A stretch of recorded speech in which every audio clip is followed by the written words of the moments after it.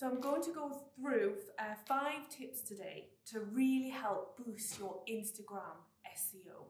So the first one, mostly important, is to understand your target market and where they actually are. So of course we can look at Instagram analytics, but I'm going to save that bit to the end. And I see Google Trends being a really, really good tool here. Google Trends can be found by going into the search on Google as normal and typing in Google Trends.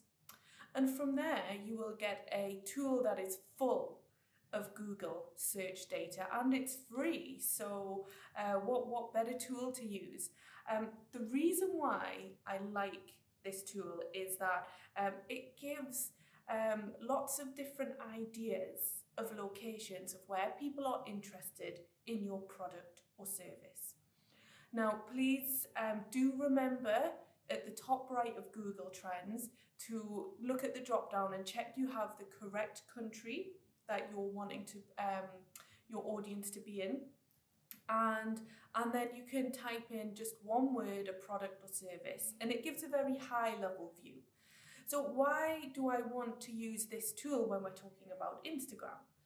So this tool enables me to see where new opportunities are with regards to your target market. So it's a great place to start. So how do I use that on Instagram? So that helps me understand, where people are located. So say if people were located in Sharjah, that would then give me an idea to create content around Sharjah and use the location as well as the hashtag. Now, both of these elements are extremely vital for Instagram SEO, going back to that point I mentioned earlier, so you can get found by your target audience. The next point, so moving on, so, what hashtags should you use and what content? So another tool that I use is the actual Google search itself. Now, it's not even a tool, it's a search engine. However, it has, again, all the search data for your target market in your area.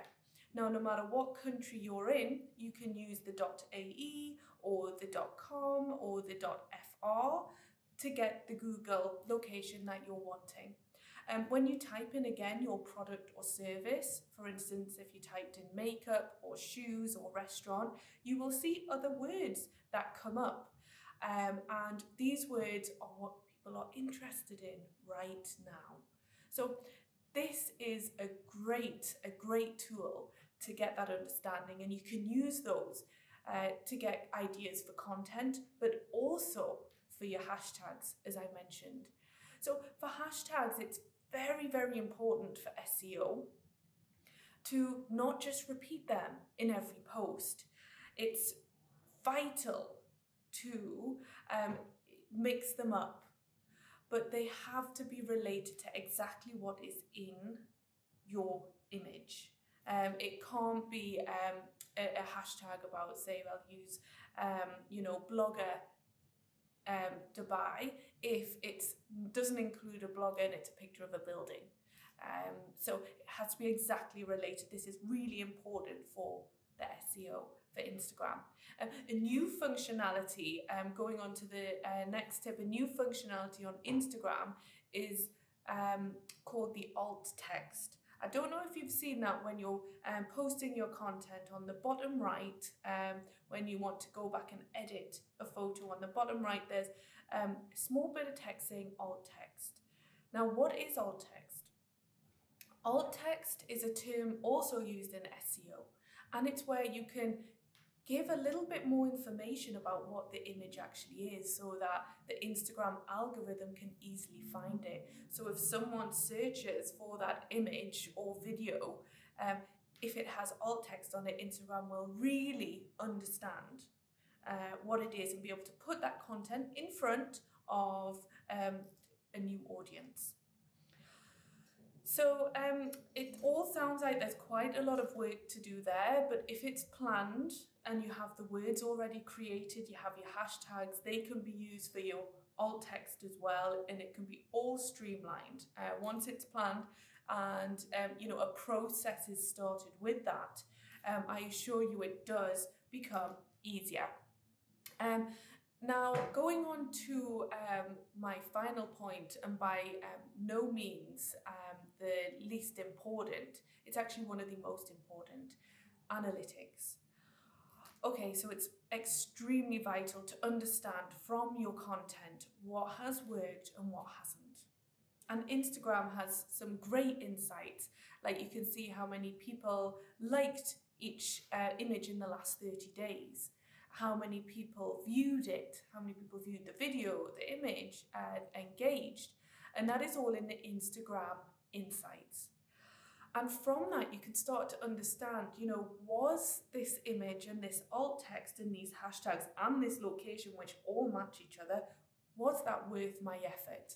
Now, if it wasn't, then, after say 2 months, you can remove that and, test something else, go back to the Google search, see what else comes up. I think my point here is just it's so important to be on top of your own accounts and keep changing so that you're always using the best of what you have created and, to be effective with your time. Some other points in analytics, Instagram analytics, that I really like is you can see what days and what times followers will come to your account, what types of images followers come to your account. And, it can also show, the time of day, it can show the demographics. So all of this information is really good to start to paint a picture of who your target audience are. So this can feed back into the strategy as well. I think, onto my final point here, I really think that just the whole planning and data element is extremely important with Instagram and actually any digital channel that you're working on.